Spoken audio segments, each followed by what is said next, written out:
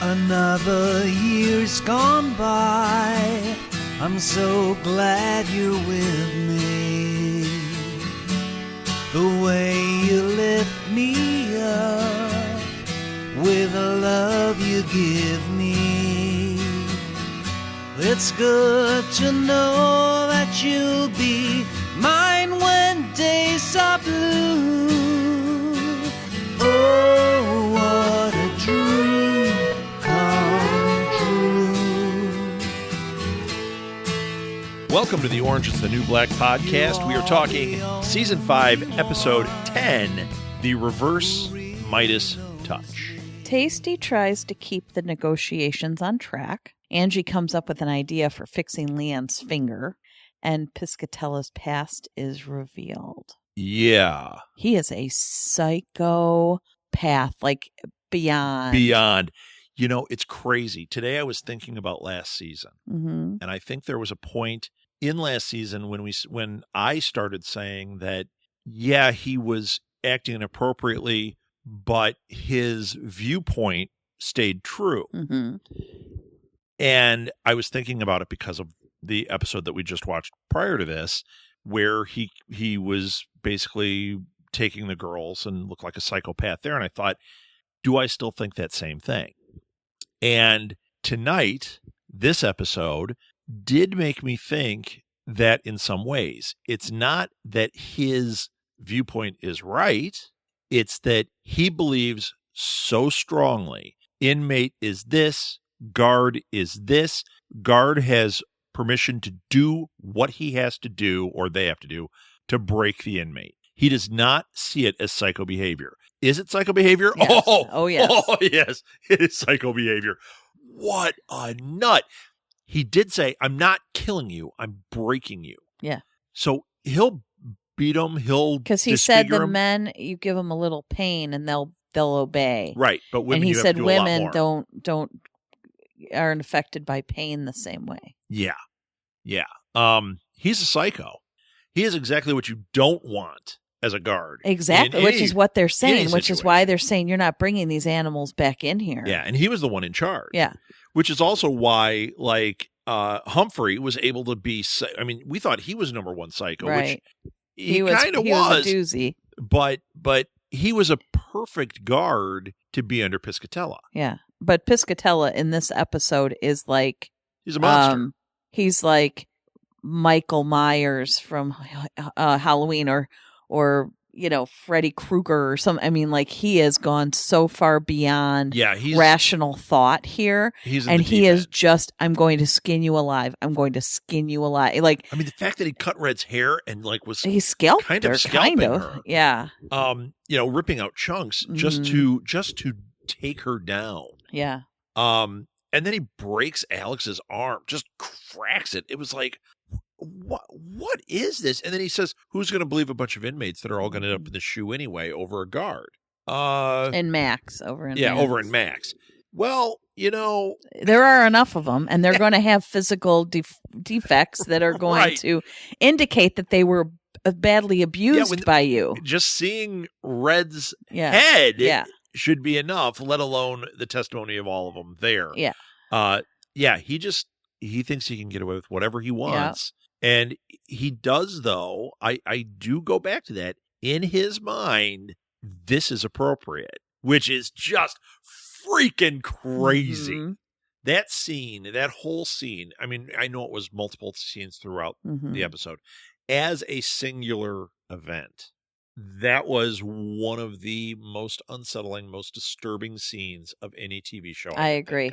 I was having such a hard time. I kept wincing. I kept closing my eyes and going, okay. And how do they get out of this? Yeah. Well, Frida. Well, yeah. Okay. So let's talk about And we knew that when they were downstairs and we could hear them yelling upstairs. And I'm like, if Frida could take him down. Frida could do it. And then when Norma convinced her to go help, and then Frida was like, yeah, you're right. They can't do it without us. And yeah, when Gina, you know, when he saw Gina and then she ran down the stairs, I'm like, I knew immediately it was a setup because I'm like, she wouldn't have brought them down to hurt them all. Well, she had already seen him. Yeah. Why would she suddenly fall through the door? Right. That was not That right. was not an accident. And the others weren't there. Right. Yoga Jones was right there. And the other woman was right there. So we knew that was that. she was trapping him, but he didn't know that. And she comes on the stairs and she goes, he saw me. Right. And I'm sitting there going, yes, this is totally a setup. The dart was amazing. And I loved her response because earlier in the episode, they had been rifling through Frida's stuff and she was getting very upset. And then they figured out there's some guy named Bones that used to... Yeah, Skin and Bones that was a guard there. He worked in the prison back in the 70s. I mean, Frida has been there. She's been there forever. Well, and we got our answer because she said that was when this pool was open and then they closed the pool and that was it. So she's been collecting and hoarding stuff down there for 40 years down there. Decades and decades, yeah.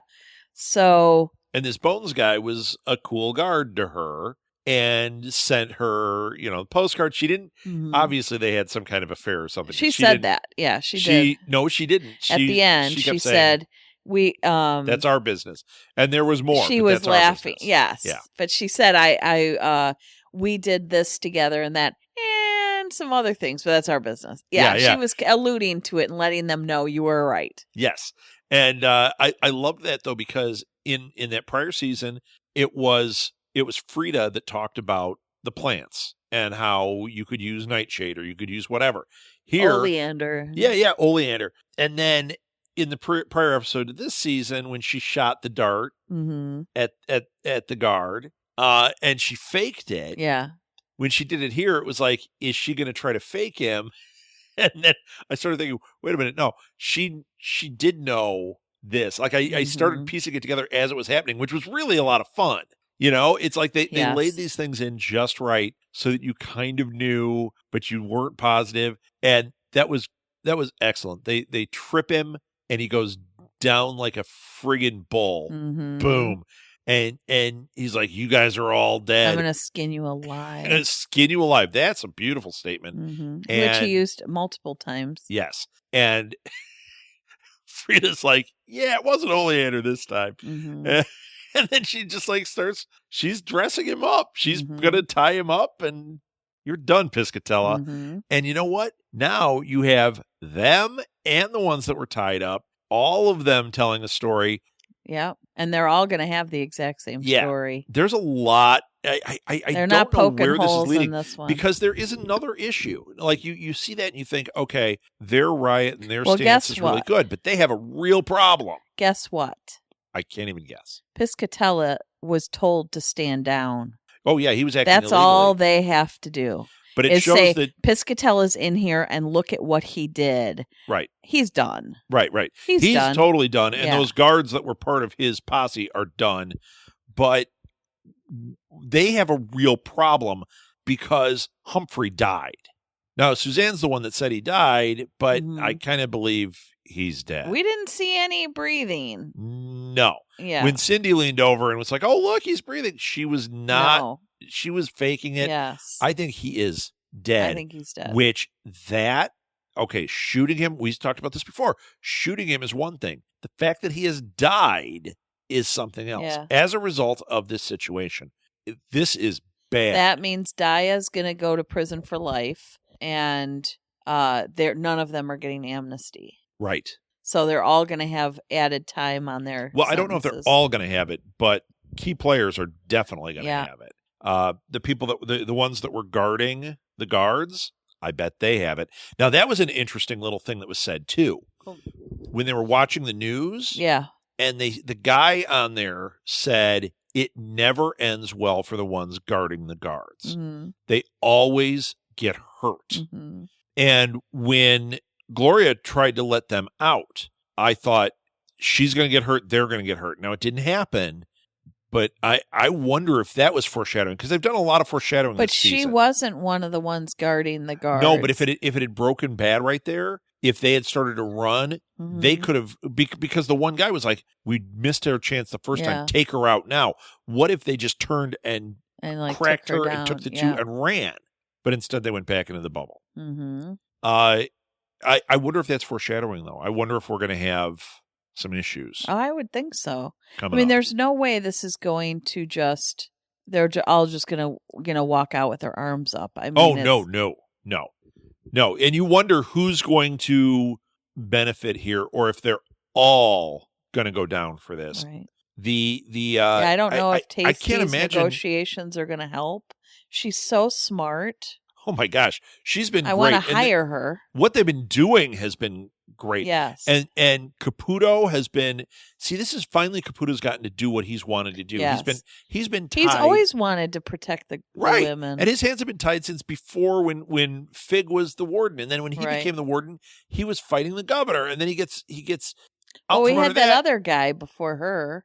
I thought Fig was the warden. We had the guy for most of the. I forgot. For most of the seasons, and then Fig became an interim, I think, and then he took and then Caputo took over. Yes, because Fig got brought up on charges for embezzlement or something, right? And then and that whole thing was great. I mean, they were calling each other out on everything, and I loved how the girls were reacting to it. They're like, "This is like." Foreplay of some sort. Right. This is twisted, bizarre. Man. Yeah. What are they talking about? What are they doing? Mm-hmm. I thought that was really, really well played. That whole negotiation scene. Once again, that could be the show. And I if it was a half-hour show of showing what's going on in that room, I would watch it. Mm-hmm. That's how good that is. Okay. This was so hard. This whole episode was hard to watch. Yeah. 2 in a row that were like really tough. Because we got these meth heads just destroying everybody's lives. They're doing it again. Now they've taken the one doctor guy. They locked him in the poo. They wanted to cut the other guy's finger off. They're terrorizing Linda. Yeah. And Doggett. Yes. And they're, but see, I don't know. Like at this point, if they saw Linda, now they didn't realize it was Linda. I think they do it, and their short-term memory is so crappy, they forget. Mm-hmm. And like Doggett, I think if Doggett was walking around, they might be like, "Hey, wait a minute, didn't we throw you?" And she was just like, "You're stupid." And they go, "Oh," they're just so dumb. Yeah, but it's believable dumb. Yeah, but they really have their hand in everything.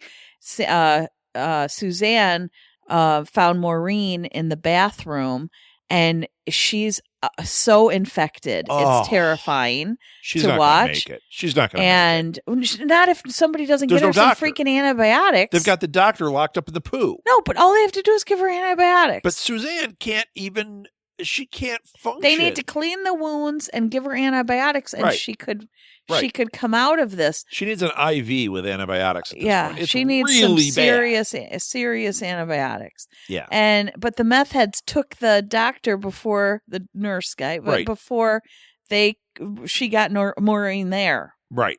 And of course, everything they say is racist. Mm-hmm. And I mean, there's nothing redeemable about them. About these two. No, nothing. And they're just like ruining an even terrible situation. You know what I mean? Like it's so bad. So we've got Linda's out of the poo now. She had locked herself in. Okay. Doggett's out. Caputo's out. The other guy's out. I liked that quite a bit though. When Linda and I don't think anybody's in there now. We're talking. No, the doctor is. When Linda, just for a minute. Though, when Linda and Doggett were talking to each other through the walls there, it reminded me of when they were in the shoe before, when you saw, and they tried to communicate somehow, and that I thought that was really really cool because the poo has become the shoe. Yes, I liked them communicating, and then when they got out and Doggett clocks her because she realizes who it is, she's like, "You stole my one friend." Yes. That was a great, speaking of them as if they're singular scenes, that whole thing of the two of them communicating and then having the fight, that was really well done. And when Doggett was singing the Big Red song, and then Linda couldn't help but mouth, she starts mouthing, couldn't help it, and then she just starts belting it out. Yeah. Suzanne this is the part, this was so freaking sad. We know that Lorna is holding back her medicine. The medicine back. Yeah. So now Suzanne is going off the rails. She was already, but now she found her medicine, and Lorna won't let her take it. She is going further down, though. Mm-hmm. And the stress of this guy's dead, finding Maureen, like all of it. I mean, I felt so bad for her when she saw the powder on her face, and she's like, mm-hmm.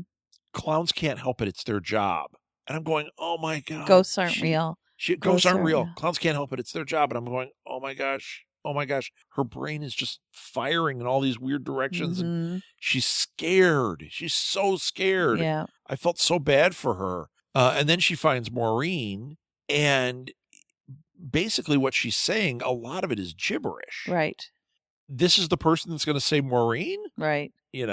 No. But she did. She did try. She did the right thing. She can't We're do the last taking you step to medical. because the meth heads took the doctor. doctor-ish guy. Yeah. Yes. It's so awful. So I was really hurt through all that. I was really feeling pain for Suzanne. We also have Gloria. Now Gloria was about to release when she came up with a plan, and it was working. Yeah, but it was not much of a plan, because the plan away. It would have only potentially benefited her. There's no way they're giving this woman a furlough. After everything that's gone on, she's been in the middle of a prison riot. Oh, no. And they're not the guy giving she's talking her to a is the furlough. guy, the head of the company. Right. He's not going to do He's a not thing giving her a for furlough. anybody. And does he have the authority to actually give a furlough? You know, Caputo said, this is the guy you talk to. He can help you out. But it's actually the governor has to approve the furloughs, doesn't he? Yes. So, I mean, would it's assume worthless. so. It's worthless. Yeah. I mean, it is a prison. You can't, just like the CEO of the company can't say, well, we're just going to let everybody out. I mean, they can't do that. You have been thrown in jail. It's part of the law. We provide the facility that a furlough usually this. Just means a weekend or something, or 24 right, but you're hours still or letting them out. No, but there's still saying, legal precedent as to what you can do and what you can't do. Yes, I agree. And I'm sure that one having just been in the middle of a riot is not part of the criteria that they look for. Yes. So what else do we have? So we have we talked about that Doggett and Linda and Piscatella and you know what? So much of this episode was the Piscatella thing that, or it felt like Suzanne. That it's like, how much can you talk about? You can't. It was just torture. He was just torturing. Okay. Well, we need to go watch the next one. I think we do. All right. I'm trying to think if there's anything else, but I really can't come up with anything. So let's wrap this one up. It's a little bit of a short one. I have a feeling we got a little bit of a long one coming up as we're getting near the end of the series, or the season, I should say. Once again, follow us on Instagram, follow us on Twitter. Just look for Orange Podcast. Write to us at southgatemediagroup@gmail.com. It goes right to us. You can check out our webpage, southgatemediagroup.com/Orange is the New Black Podcast.